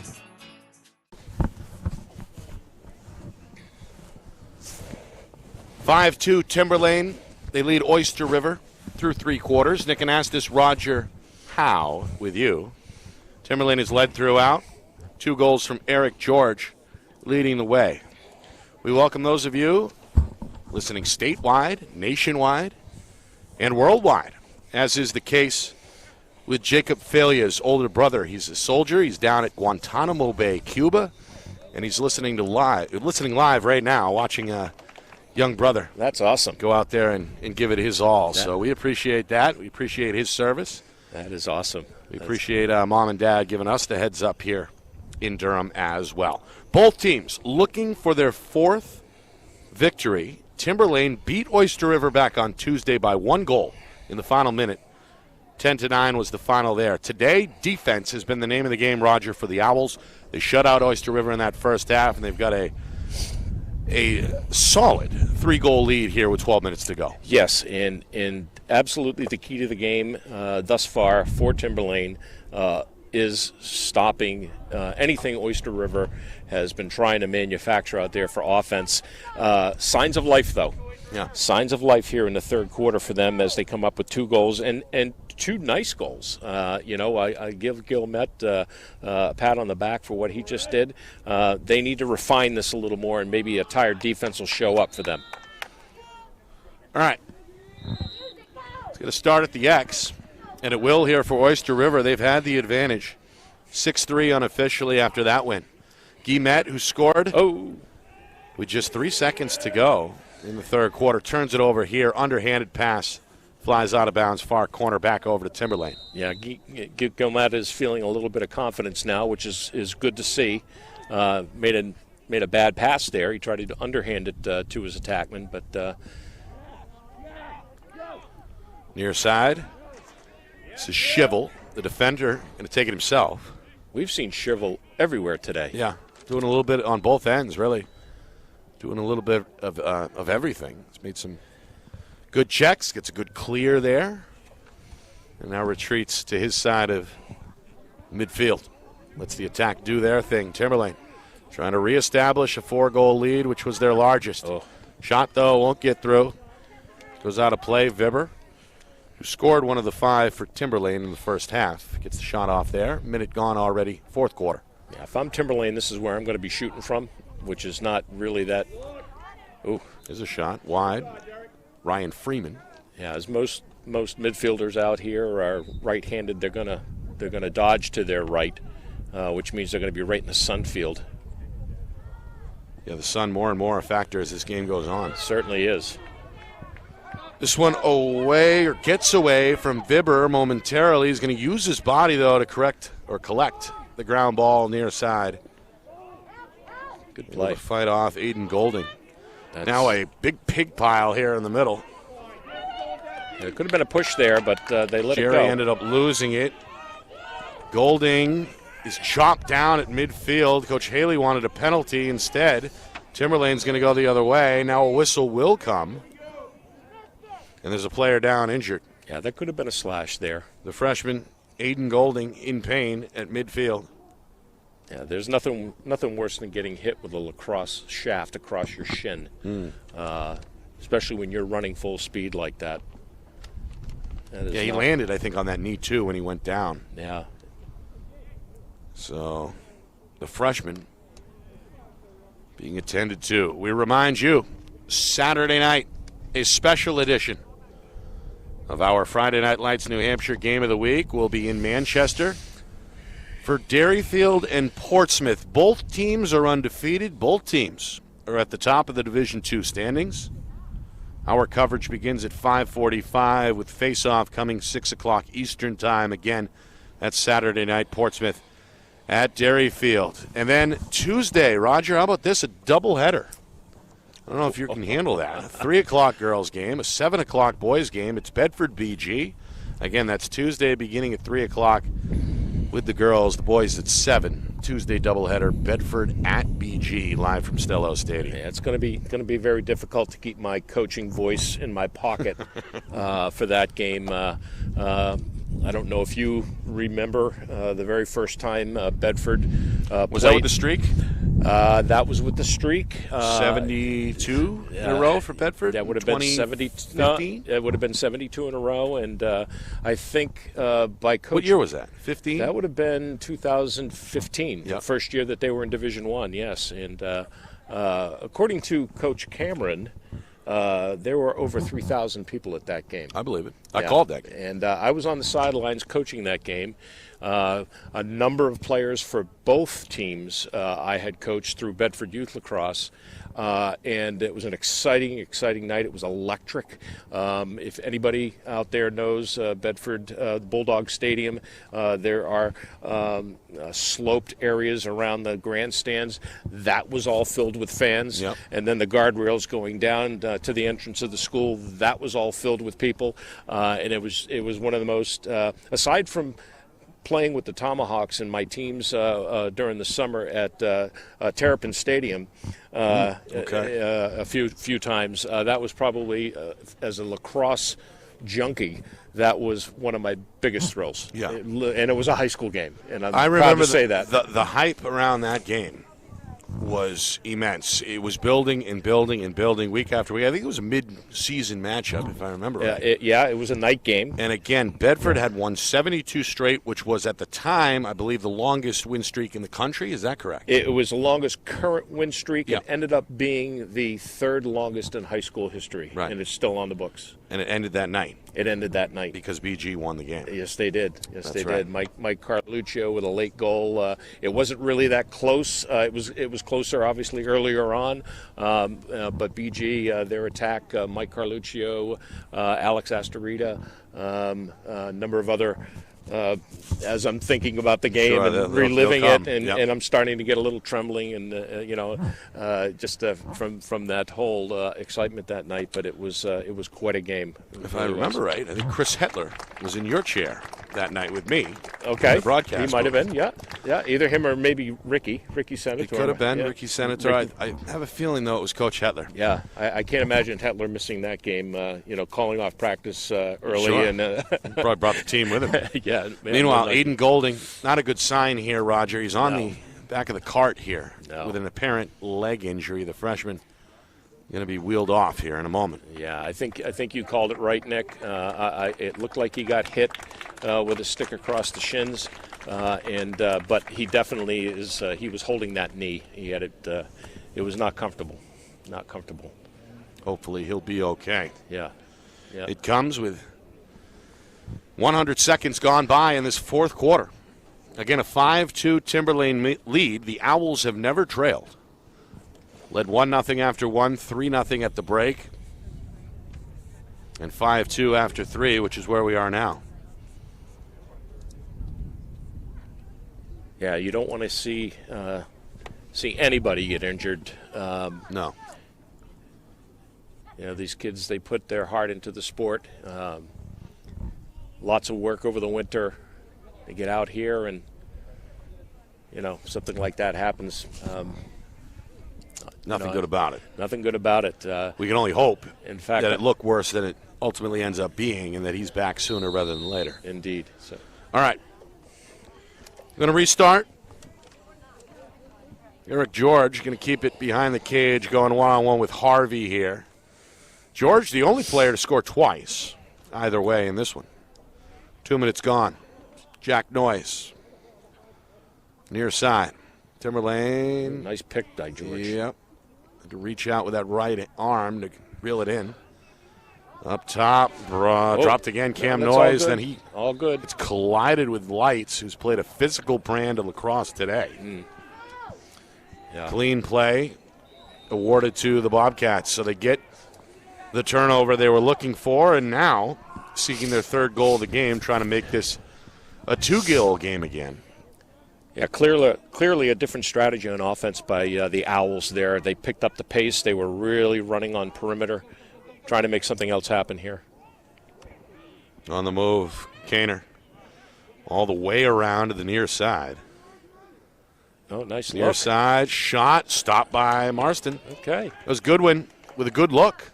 Marston, though, a better stop. It's been a pattern here as the sophomore goaltender has been excellent. Yeah, been looking for Kaner to get involved in the offense since the first quarter. That was good to see. Clear. George, shot, stopped by Mason. Well, whether it's Marston or Mason, both sophomores have been cat quick at times in net in this one. Outlet, little too high, ground ball near midfield, scooped up by Timberlane. It's Vibber on the move. Vibber looking for a man back door, gets away from him on a play. He had George. Looked like for a moment open along that far post, but George couldn't reel it in. It goes back to Oyster River. Yeah, I think Coach Blaska, if he's doing film with these guys, he's going to show Vibber the wide open shot that he had there. He did see his attackman there for a moment, but Vibber had a wide open shot. Zach Serrano, the big defender, able to spin. Good clear. And then 2 passes later, it's over the midfield line. Jake Lysick. Going to go to the far side within shouting distance of Coach Haley. And now back near side. It's in the hands of Alcacer. Alcacer, right side. He's open. He's got a step on the defender, Cole Newman. Newman trying to stay with him. Goes across the box with a pass that gets away from his teammate, Jack Caldecott. Caldecott still in search, finally scoops it up. Push it. Along those far sidelines. Alcacer. Near side, Plord. Timberland defense continuing to holler at one another. The communication, as we've talked about, has been steady throughout this one. The Owls held Oyster River off the board until the Bobcats finally scored on an EMO about midway through the third quarter. And here's another turnover. It's Shivel. Again. Long pole. Quietly, Roger, had an effect on this game. I would tell you, another This good one check checked there away. by Todd. Yeah, Todd right on him. Yeah, Todd has equaled, I think, Shivel. He's been around the ball all day long. Shivel has forced several takeaways today. Excuse me. Oh, Meanwhile, Lights, along with Todd, couldn't quite nice ground ball. figure out who was going to get that one. Eventually, it's Lights who comes away with it. Yeah, he lost it in the sun. That ball came right to him, and Meanwhile, violation here, Roger. They couldn't clear it in time. Timberland Ride forces yet another Oyster River giveaway. Coming up midway point already, fourth quarter. should be a shot. There it is. It's a shot and a score. And then a word from Cam Noyes. Had something to say to the Oyster River defense after going top shelf for his second score. Yeah, he clearly got the whistle in his favor there, and the sun. I mean, I just saw it on the replay here again, and the sun is right in his eyes. But do not take anything away from him on that shot. He earned every bit of that. Yep. 6-2. A 4-goal game again as Timberlane matches their largest lead from earlier. There we go. Face off to Oyster River. Won 7 of the 10 by my count. But the turnover is going to negate all that as Timberlane again gets to a ground ball at midfield. Canzano. Step for step with the defender Harvey. Whistle. What do we got here? A timeout? Must be. Yep. I didn't see any violation. Timeout, Timberlane. Yep. Comes just over the midway point. Fourth quarter. And now, Roger, the clock really starting to work against the home team as the Bobcats trail by 4 goals. Yeah, they could not afford to give up that goal there to the Owls. They had something going down there. I would just like to see them, be just a little bit sharper and retain possession here. They can't afford to keep throwing the ball away and having it taken away like Mr. Shivel did. Well, we'll talk about this one in depth with both head coaches on Sunday. It's part of the FNL NH Lacrosse show. It comes your way 9 a.m. Ruppy Haley of Oyster River, Ken Blaska of Timberlane. And again, we get going 9 a.m. We'll talk some girls lacrosse with Jim Maxwell of Hollis Brookline. Check in with Mr. Geppert down at Brown as well. Right, yeah. Unfortunately, they only played one game this year. Which is a travesty in its own right. Yeah, and Geppert from St. Thomas. I think he ended up going to. Did he end up going to Brewster or Phillips Exeter? Maybe he was a St. Thomas. His older brother. Check that. You're right, but his older brother played at St. Thomas. I know. Yep. And Colby Gendron from Bedford High School was one of the midfielders playing for Brown down there this year. There you go. And so we'll explore all of that. Sunday morning, 9 a.m. That includes a recap with both head coaches of this one between Timberlane and Oyster River. It's all presented, of course, by the New Hampshire Tomahawks. Yeah, Oyster River needs a takeaway here, Nick. Final 6 minutes, fourth quarter. Timberlane with the ball with a 6-2 lead. And now, Roger, if you're the Owls, what's the goal here? Do you change things up? Do you look to burn clock, or do you keep the foot on the gas pedal and look to extend this lead? Now, that should have been an over and back right there because he stepped over the line, so that's a missed call. But instead, here's a shot. Ends up a little wide. It was out of the stick of George, recovered behind the cage by Vibber. If I'm Coach Blaska, I play my game, and I play my game hard. I don't change up anything at this point. It's going to be very difficult for Oyster River to recover with 4 goals. And maybe we start running some different offenses in there. You can afford to give up a couple of goals with mistakes right now, given the clock. I don't burn clock here. I work my boys. Jack Noyce up top, Freeman. Near side, Jerry. The other side of the coin, of course, if you're Oyster River, how aggressive are you here defensively now, working against the clock as well? Yeah, you have to be. In the middle, shot and score. Yeah. There's a soft spot there, Roger. High slot. George takes advantage. He's got 3 goals now, a hat trick, and Timberlane has opened up a 5-goal lead for the first time at 7-2. Yeah, right there you can see that the Oyster River defense, they were just lulled to sleep. They did not pick up on a slide, they were just standing. But George with goals in the first quarter, the third, and now fourth quarters as well. He got the party started less than 3 minutes to go in the first quarter with the game's first goal. I got Noyce with 3 points here today too, a goal and 2 assists. He's had a day. Yeah, he's been active. That attack unit's been productive after a slow start. 7-2 is the Timberlane lead. We're inside of 5 minutes. Oyster River trying to play with a sense of urgency here. Instead, another pass broken up, Roger, by your man Shivel. Guys outlet everywhere is taken. Spoke too soon. Dropped at midfield by Paris. Paris, though, ultimately recovers, and the long pole is able to clear in the end for the Owls. Yeah. Andres 4 minutes.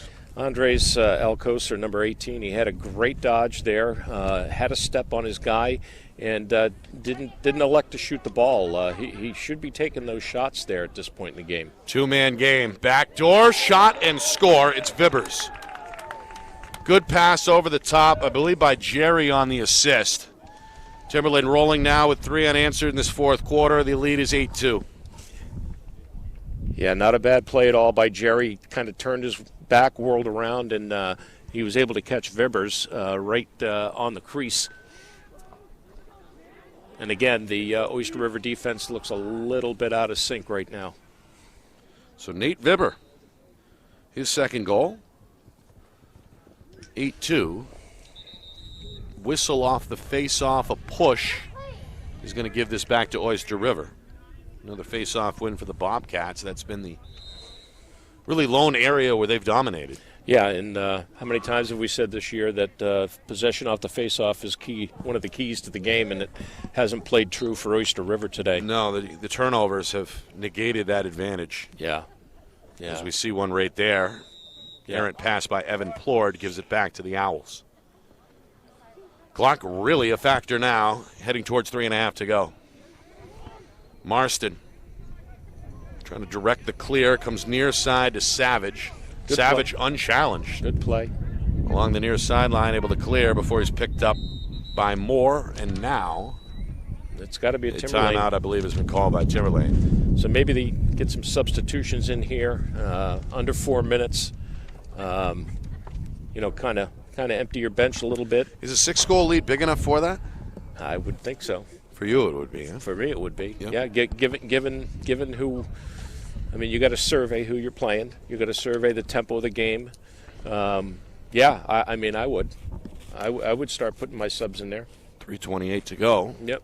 We'll see how Coach Blasco wants to play it. Yeah, I mean, there is going to be a JV game by the looks, so I don't know how many of his players on varsity right now are swing players, and that normally isn't going to be a factor. There's got to be a few because there's only, I think 8 or 9 players over there, maybe 10 or 12. Yeah. So, the varsity game is way more important than the JV game, and which is why it should be played after. That debate will go on and That's on. That's right. And you got a coach that like to be on both sides of the bench or both benches back in the day. So Timberlane, they got it going. Like I said, a little late. Didn't score till Inside of 3 minutes to go, Eric George first to 3 made it 1-0. Second quarter, final 5 minutes, Nate Vibber, Cam Noyes made it 3-0. That was the halftime score in favor of Timberlane. Stretched that lead to 4-0, minute and a half into the third. Ethan Jerry, the hero from the other night, scoring his lone goal to make it 4-0. Then Oyster River came alive about midway through the third quarter. Gabe Goodwin on an extra man opportunity goal finally cracked the ice, made it 4-1.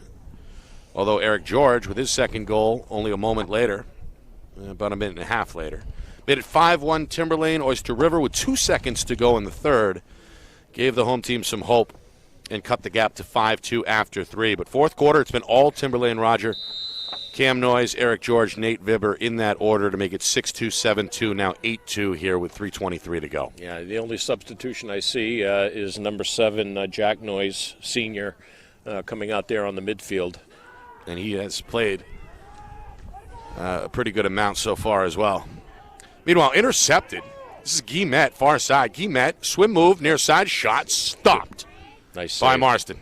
Stoned him low, and then Roger leaves the cage, tracks down the ground ball, throws a pass across the body, which is dropped at midfield by Cam Noyes. However, he's backed up by his brother Jack, who comes near side. Nice play. Avoids 1-2 defenders. Leaves it back near side, and on the wing, Cam Noyes is going to slow it down.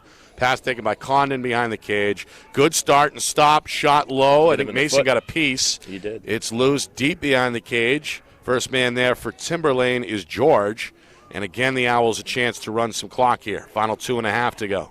Good step-down shot by Guillemette on the other end.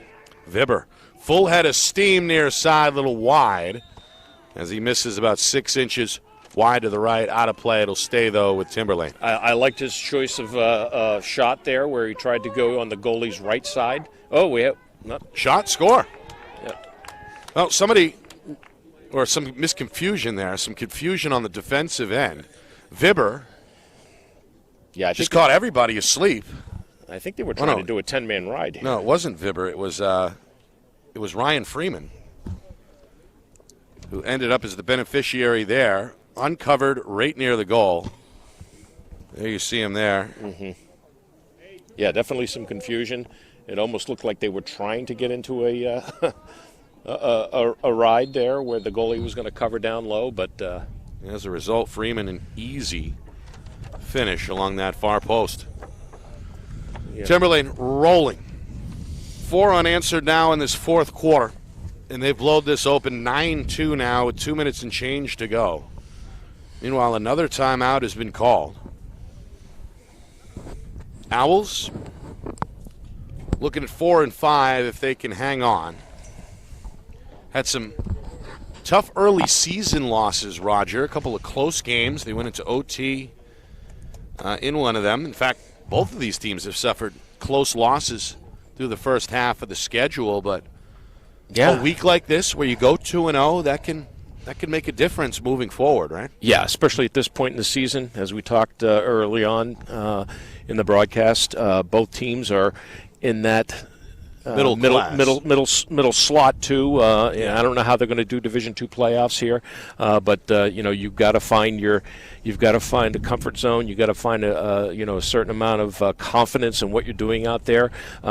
Coming into this week, with Oyster River having played Derryfield and playing them, I remember talking to you that the day of that game and saying, "Can you believe this? Oyster River is going toe to toe with a team like Derryfield." It really made me want to see what Coach Haley had been doing with these guys. So this has got to be a big disappointment to go back to back, losing to Timberlane, especially because of the competitiveness of that middle slot in the standings. Right. Yeah, Oyster River, should they lose tonight, would dip to 3 and 6. All right, 9-2. Largest lead on the board for Timberlane. With just 2:14 to go in this fourth quarter. Face-off coming. The X has belonged to the home team. They've won 9 of 12 by my count. Trying to make it 10 out of 13 here. Guillemette, I believe, has taken Everyone. And he's been an Ironman out there. You wouldn't think so. But sophomore has sacrificed the body a lot of times, but in the end. Harvey turns an ankle. Yeah, Harvey's down injured behind the play here for Oyster River. The officials spot it. They blow it dead. Harvey trying to get up under his own power. And the youngster going to limp his way towards that far sideline. Gets a round of applause from the crowd here in Durham. Yeah, Harvey's on the he's on the All-State watch list as well, Nick. Yeah, Monty Harvey, the junior, played some good defense today, and good to see a little bit of a spring in that step as he does approach the sideline. Yeah, he and Todd have been the most prominent defenders out there today. Inside of 2 minutes, Timberlane closing in on win number 5 of the season. Sorry, win number 4. Yeah, this is probably the right play here. Just stay perimeter, control the ball. Bobcats going to chase. Yeah, good check. Scored good twice, lost it. Good check. Near side. George lost a stick, ultimately ends up with the Bobcats. Yeah, Pillar with a good check there, and must have been a screen there that caused the whistle. The whistle, but keep it with Timberlane. Final minute 20. You know who we haven't seen is Bowman, number 9. He got injured earlier on in the game, and he has not been back. It's been an injury-plagued game. Yeah. We saw Oyster River's Aiden Golding leave on a cart. Yeah, see, they're back. We see Harvey leave the field as well, and you mentioned Bowman's injury. Right. Yeah, you saw the Bobcats trying to double the ball and have Mason come out and cover a lower attackman. I think that's what they were trying to do on that last series. Final 45 seconds in what has been a wire-to-wire effort by Timberlane. Freeman in no hurry. Goodwin giving him space, seemingly in no hurry as well. Final half minute. Timberlane. A lot of talk in the preseason, Roger. This was a group that was expected to compete in Division II, maybe win a playoff round. And right now, based on what we've seen, they've got the ingredients, particularly on the defensive side of the field, maybe to make a late push in the upcoming Division II tournament. Yeah, you know, if you had said that at halftime, I would have said, but the defense is clearly there. Yeah. And there it is right there. Yeah. They hack him from behind. They poke it loose. Good trail check. Another ground ball, and that is how we're going to end things here in Durham. One final look, perhaps, for Guimet. He won't get it off, and that'll do it. Timberlane, a wire-to-wire win, 9-2, the final, as the Owls make it 2-0 on the week over Oyster River. They're 4-5 now on the season. The Bobcats slipped to 3-6. We'll come right back to Durham in a moment to wrap things up, plus an out-of-town scoreboard look that may surprise you. You're watching the Friday Night Lights New Hampshire Game of the Week, presented by Beals Insurance. Our broadcast today, as it always is brought to you by Beals Insurance Agency, with locations now in both Bedford and Londonderry. Whether you need home, auto, or business insurance, Beals Insurance will get you both the price and quality coverage that's right for you. Just call 603-471-9999 or visit BealsInsurance.com to request a free quote and start saving money today. Again, that's BealsInsurance.com. The New Hampshire Tomahawks promote the highest level of club lacrosse competition, not just in the state, but in the country. Looking to get recruited? Director Chris Cameron keeps an open dialogue with the nation's top college lacrosse coaches. Over 400 New Hampshire Tomahawks alumni have played at the college level, including the ACC, Big East, Big Ten, Ivy, NESCAC, NE10, and more. The New Hampshire Tomahawks coaching staff has over 100 coaches, including current high school, varsity, and college coaches. The Tomahawks offer training for players of all ages, clinics, camps, and leagues, along with spring, summer, and fall elite teams. So play with the best. The New Hampshire Tomahawks, showcase and development for college lacrosse. Visit NewHampshireTomahawks.com and girls.nhtomahawks.com. Are you thinking of selling your home? Well, now may be the time. Given that spring is here, the market is hot, and interest rates remain at all-time lows. It's time to call Roger Howe, a licensed professional realtor with the Bean Group. Not sure what your home is worth? Roger will provide a market analysis for you at no charge. With 12 years experience in residential, commercial, leasing, and investment properties, Roger knows your local market. So contact Roger Howe of the Bean Group today. Is your company interested in showcasing your brand to thousands of high school sports fans across New Hampshire? If not, why not? And if so, let's go. Friday Night Lights New Hampshire is seeking sponsorship partners. It's the perfect way for your company to get out in front of the moms and dads who make up our community. Help us help you, and we can grow together. If you're interested in partnering with Friday Night Lights New Hampshire, then email us at fnlnhmedia@gmail.com. That's fnlnhmedia@gmail.com. Join our team today.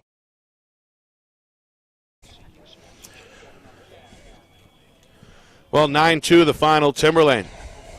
They make it a 2-0 week. They beat Oyster River for the second time. A 10-9 win Tuesday, a 9-2 win here on Thursday. They look good. Eric George, Nate Vibber, Cam Noyes scored the first half goals for the visitors. Timberlane made it 4-0 early in the third with Ethan Jerry's fourth goal. Extra man opportunity finally got Oyster River on the board. Midway through the third, Gabe Goodwin made it 4-1, but that is as close as Oyster River would end up coming. Both teams exchanged goals to close out the third quarter. Eric George, his second. Sam Guillemette, with just 3 seconds to go in that third, gave the home team some life heading into the fourth, trailing 5-2. But quarter number 4 belonged to the Owls. 4 unanswered goals. Cam Noyes, Eric George, Nate Vibber, Ryan Freeman in that order. So Timberlane now 4-5 under Coach Blaska. Oyster River slips to 3-6, Roger, as we start to get a little bit of clarity in a very parity-filled Division II. Yes, indeed, and looking at some of the scores that we've been monitoring today, the undefeated teams are doing their part. Still undefeated. And so, as they pull away in the first 4 or 5 top spots, it's teams like Timberlane, that is, after having a terrific overtime win on Tuesday, and then coming back and dominating this game, especially defensively, and picking it up offensively at the end of the third and into the fourth. It's got to give Coach Blaska's boys just the boost and confidence that they need going into the last part of the season. So good for them. Yeah, they look good, particularly on defense. They got a good young goaltender in sophomore Brady Marston. I was thinking of his first name. Yeah, Brady Marston. Yeah, he's on the watch list, too. He's really outstanding at times tonight. Bright future for that young man, Indeed. for sure. Yeah. All right, some out-of-town scores. We mentioned Portsmouth was on their way to another win as they look to be unbeaten. Another undefeated team in D2 got another win today in Winnicott. Yeah, right over St. Thomas, and St. Thomas is with Coach Houlihan over there. Those boys have always been tough. Yep. Tough zone defense over there at St. Thomas. Both teams played zone. Huh? Yeah, exactly. Winnicott, a rare zone game. Yeah, but that's been like that since Barry Katz was coaching there. So nothing's changed. And then a busy D1 schedule tonight as well. We do have one score for you. Bedford on their way, 7-1 at halftime over Merrimack. That's a neighboring town rivalry. And they need that. They needed that win after getting smarted by Londonderry last Saturday, and they've got Merrimack again on Saturday this time around. So we'll see what happens there. Speaking of Saturday, you and I will be in Manchester for undefeated Derryfield against undefeated Portsmouth. That's a 6 o'clock start. Saturday night special. Our coverage begins at 5:45, presented by Beals Insurance. We're looking forward to that one as well. And then on Tuesday, a girls-boys doubleheader from Stello Stadium in Nashua as Bedford and BG clash. That's always a good game no matter what the records are, no matter what year. Girls at 3 o'clock, boys at 7. Again, that's Tuesday. Our games of the week. Presented by Beals Insurance. And then Sunday, of course, 9 a.m., we recap everything. We preview everything. We'll have Coach Haley. We'll have Coach Blaska. That's at 9 a.m. this Sunday, the FNL NH Lacrosse Show presented by the New Hampshire Tomahawks. Yeah, I listen every Sunday, obviously, and have for years. But I want to hear what both coaches have to say about this game today. Yeah. Because I know they both had high hopes, especially Coach Haley.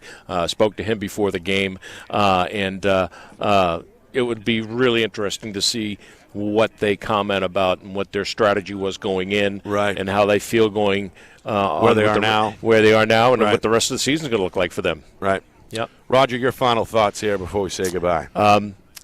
Glad we came today. I got a good glimpse at Timberlane, know a little bit more about Oyster River, and I wish both teams well as we get to the end of the season. Really looking forward to seeing you on Friday night at Portsmouth, or in Manchester. Saturday night, I'm sorry, yep. At Manchester, in that Derryfield game. That's we had an unbeaten battle of unbeatens back on Monday with Exeter BG, and now we get the D2 version less than a week later, Saturday night. Derryfield's been this hot and cold team, from afar. We'll see which team shows up. Exactly. I have a feeling their A team is going to. Oh, for sure. Going to show up in a big game. Yeah, you can't put that one past Settler. We want to thank Andrew Lathrop, the AD here at Oyster River, doing a great job giving us the green light. We appreciate that. Our dual videographers today, executive producer Steve Beals and our field engineer John Barron, both on the sidelines. The director back in the Beals Insurance Studio, of course, was Ben Beals. For my partner, Roger Howell, my name is Nick Anastas saying so long. Final score, final time. Timberlane 9, Oyster River 2. This has been a presentation of our Friday Night Lights New Hampshire Game of the Week, presented by Beals Insurance.